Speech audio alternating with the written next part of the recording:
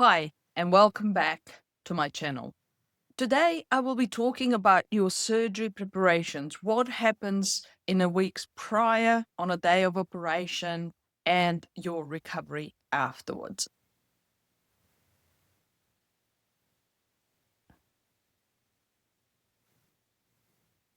Facing breast surgery or breast cancer surgery can be overwhelming.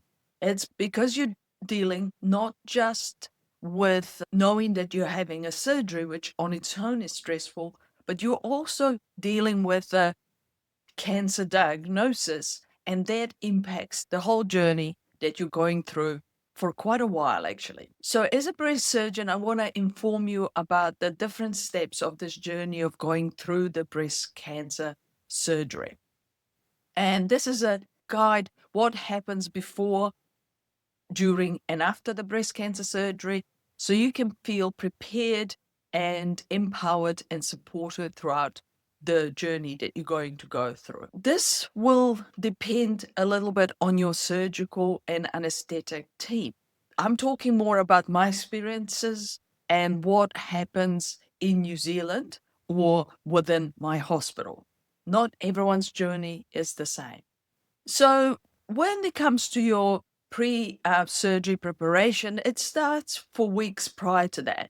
Your surgical team will talk to you about it as soon as they give you diagnosis, and in lots of places in New Zealand, they will book you at that stage for your operation. They will give you a lot of information, and some of it you may or may not forget.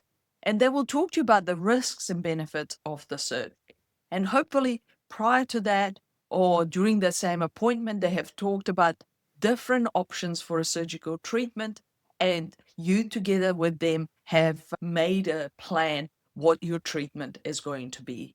We used to just talk about the surgery, but actually, probably in the weeks prior, you should try and prepare your body for a surgery. So try and eat healthily, try and avoid alcohol or do it to a minimum extent. And sometimes we might tell you to stop certain supplements. And the reason for that is that a lot of medications, including supplements, can affect the medications or the anesthetic that you'll be given during your surgery. The most important thing is that one, they will talk to you when to stop eating and drinking. So normally there is no food, there is no drink for 2 hours prior to procedure. When it comes to food, it's actually extended to 6 hours prior to procedure. And if you're first in the morning or you're having your surgery in the morning, that normally means we'll tell you not to eat anything from midnight. And it's the same with drinks that we call free fluids, which is the drinks that have milk or something like that within it. They slow down the way that food or the drink gets processed and sits in your stomach for a little bit longer. What that means is if you eat and drink something like that, when the anesthetist puts you asleep, you're higher risk that you might vomit, and then that vomit might go into your windpipe and cause nasty pneumonitis or pneumonia. The anesthetist and anesthetic team or a booking team will also tell you when to stop taking certain medications and which medications to continue. And this is to minimize your risks from the surgery because every medication can have an effect on you. So often we stop certain blood pressure medication, we stop anticoagulants, which means you have tendency to bleed unless we have to keep them for certain reasons.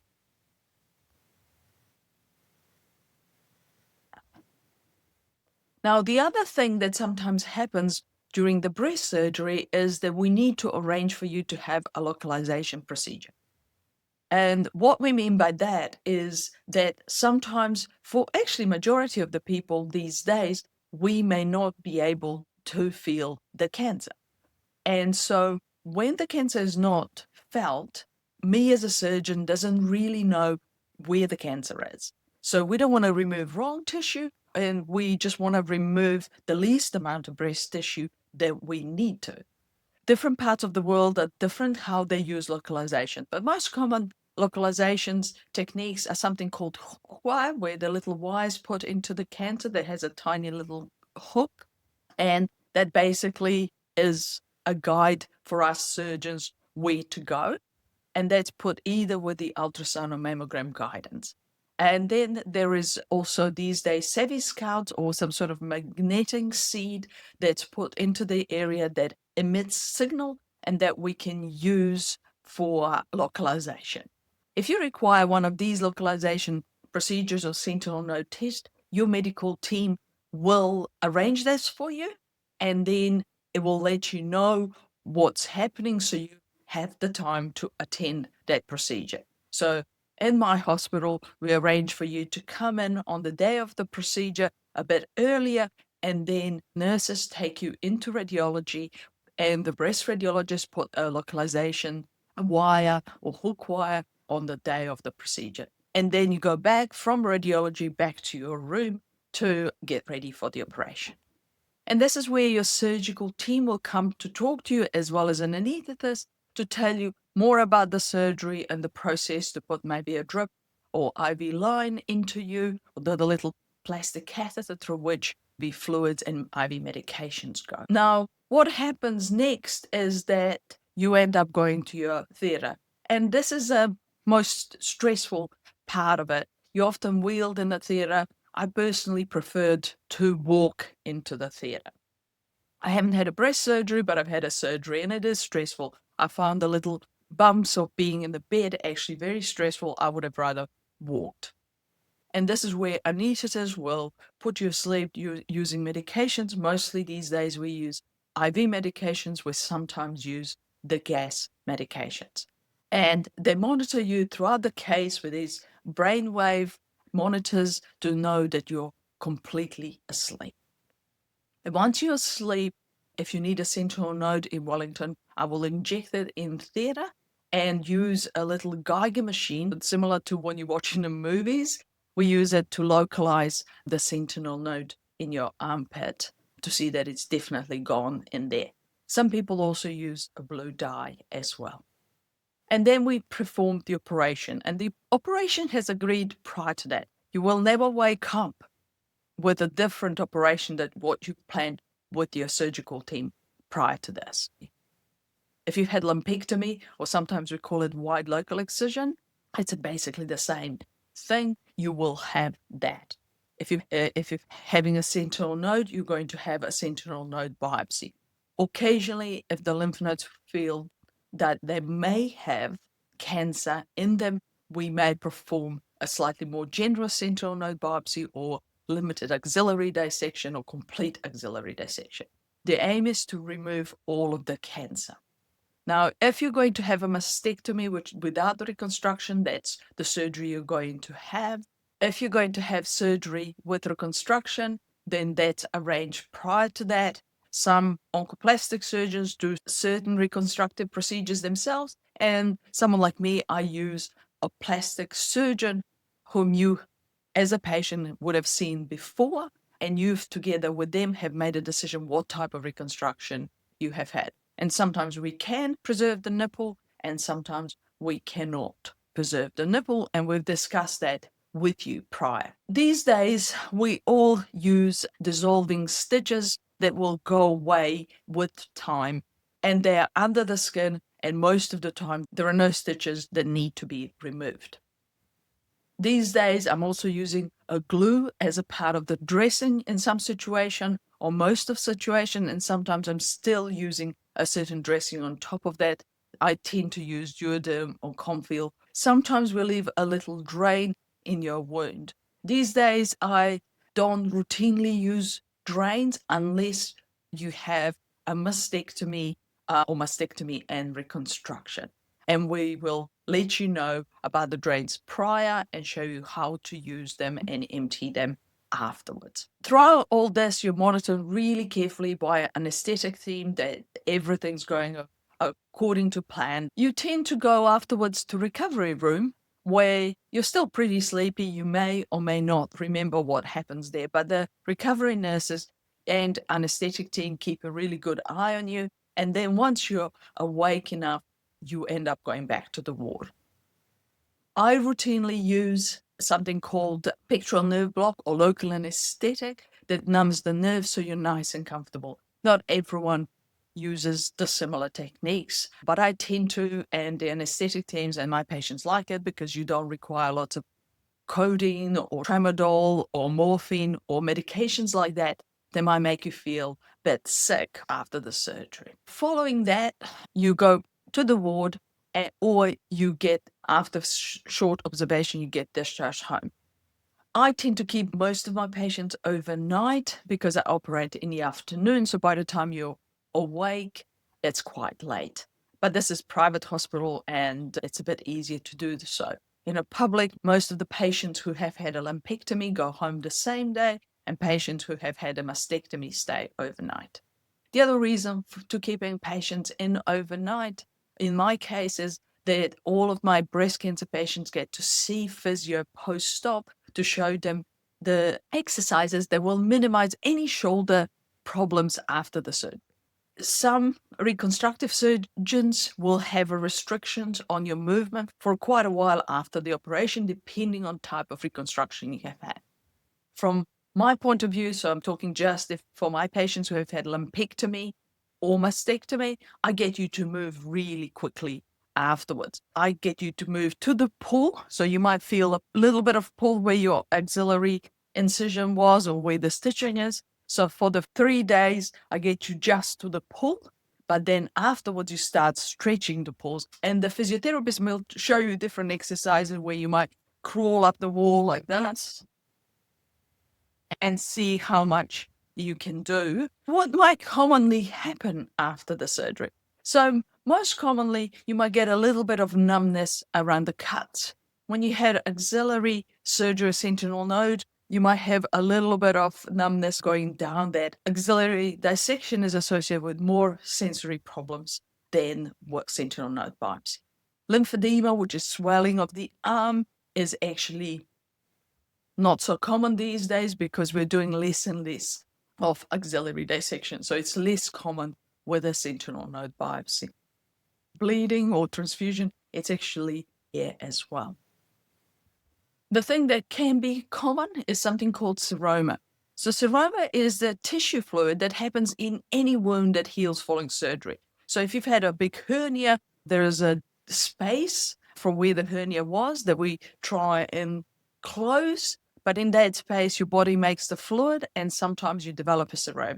Same things may happen in the armpit or in the breast area where you had lumpectomy or underneath the skin in the mastectomy. Sometimes that needs draining out. Now, the other common problem from the lumpectomy point of surgery, it's a bit less common with the mastectomy, is that you might have a positive margin where we have cut through precancer. This is the most common, occasionally cancer, and that's because we couldn't feel it or we can't see it under naked eye or under mammogram machine once we've checked the specimen. And in that case, you may have to go back to theatre to have another operation. Large area of precancer is more likely to have positive margins than patients who do not have any precancer or DCIS around. The biggest issue everyone finds following operation is the tiredness and lack of energy. And you don't know how that's going to affect you and how long that's going to last. The longer surgery, the longer the period of recovery. Before my first surgery, I even had like a PE kind of trying to get me better and better to get through the surgery. And it took me probably around 8 to 10 weeks to feel back to normal what I did prior to having had a surgery. What I find with most of my patients, that does stay good 6 weeks to 8 weeks for you to feel back to normal. And sometimes that's delayed because my patient might have chemotherapy or radiation during that time. So what I tend to say to my patients is you need closer to 2, often 3 weeks of work. The more tiredness you get, you might need longer time off work. I'm talking about patients who have had mastectomy or lumpectomy. When it comes to reconstruction, often you take 6 weeks off leave and it takes you 3 months to 6 months to recover from that. And that's because the surgeries are longer. So we're adding another 2 to 3 hours for an implant reconstruction to up to 8 hours for a DAP type reconstruction. So the longer the surgery, the longer it takes you to get back to your feet and also to feel back to your normal self, to what you felt like before the operation. The thing to worry about after a surgery, and that's not actually very common, is infection. And the rates probably are less than 1%. In my case, I do use prophylactic antibiotics or preventative antibiotics just prior to surgery. So as you go to sleep, we use 1 dose of preventative antibiotics. 1% of patients who have had surgery will have infection. If you've had implant type reconstruction, because that's a foreign material, we don't want it to get infected, you're often on longer antibiotic treatment for while the drains are in. What you should look for is feeling worse rather than getting better, starting to develop redness or fever or persistent pain or raising temperature. And if you're worried, just contact your surgical team or nursing team or the ward, depending what the process is, to let them know what's going on. At my hospital, we give patients 5 days worth of pain relief, and then they can either buy further pain relief or they can be provided a prescription. Now, it depends on the pain relief, whether you can buy it or not. So something like tramadol or codeine, you can't really buy that easily in the right dose. Actually, tramadol, you can't buy codeine only in a smaller 15 milligrams dose rather than 30 to 60 milligram dose. While Panadol or ibuprofen, you can buy over the counter, it's cheaper than my prescription. So in a private in New Zealand, don't ask me why, prescriptions are more expensive. It's $15 per item versus in a public sector or GPs, it's $5 per item on a prescription for the charge. Don't ask me why that is. I don't agree with this, but it's the thing we have to deal with. So sometimes you can go to Chemist Warehouse or one of those big pharmacies and you can get 100 Panadols for $5. Same with ibuprofen. Just go slowly through the exercise. You can often go and walk straight away for a little bit. It's the tiredness that kind of stops you from doing too many things. So try and listen to your body because it's really important. It will tell you when you're starting to feel tired. So if you are, stop. In the first few days, I tell to all of my patients, if you're going for a walk, take someone with you and go somewhere where it's easy to get a car in case you really struggle. After that, you get the feel for how much you can do and then try not to push yourself. Now, if you need afternoon nap or morning and afternoon nap, take it. Your body's telling you it needs that to recover quicker. So do it. If you push yourself and listen to this rather than to your body, then you're just going to prolong this feeling tired time and you won't recover as quick. When it comes to getting home from the hospital, you need to have someone to drive you or take you back home. In New Zealand, you cannot legally drive for 24 hours after having general anesthetic. And we often say, actually, be sensible. So most people would not drive for 5 to 7 days after the surgery. So I tend to tell them, if you're thinking about your body and how sore it is, whether it's any of your incisions, or you can't do these things in a car, so you can't look right or left, or you can't do stuff, then it's not time for you to be driving. If you're thinking about the road and you're concentrating on about the road and not about what's happening in your body, then you're okay to drive. This is a gradual journey that you have to go through to recover. And there are lots of bumps possibly along the way. So the most straightforward is you've had lumpectomy, sentinel node biopsy, and you don't need the radiation, you don't need a chemotherapy. You might be back to normal within 6 to 12 weeks after your surgery. But most people who have had a lumpectomy and sentinel node biopsy will have a radiation, which normally happens around 6 to 12 weeks after that. And then during that treatment, you also get tired. So your energy levels will dip afterwards, and you might have to take some more time off. If you've had a chemotherapy, that will happen before the radiation, but after the surgery in most instances, it will also change your recovery pattern. And we're in this case talking about your physical healing. What is harder is your mental healing of the toll that a cancer diagnosis takes on your body. And that takes a long time. And sometimes you feel you've gotten over it, and then you come back to clinic and have a mammogram, and it brings all these memories back to you. But remember, you will get through this, and you have a team of people that will help you to go through this. But this is individual journey. And some people take short period of time, and some people take long period of time. Some people don't have the psychological impact of the diagnosis before or after the surgery, but it hits them 3 to 6 months later. Some people get more psychological effect of the diagnosis straight away, and then they're better down the track.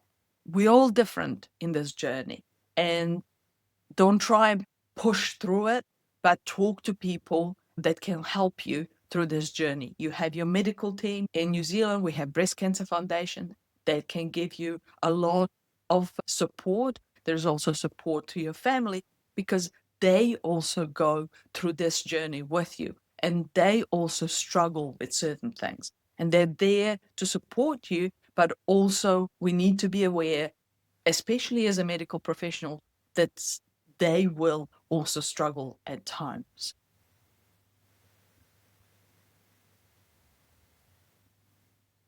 When we did a big study, one of our patients who is Maori said to us, I have the diagnosis, but my family or my whānau have cancer.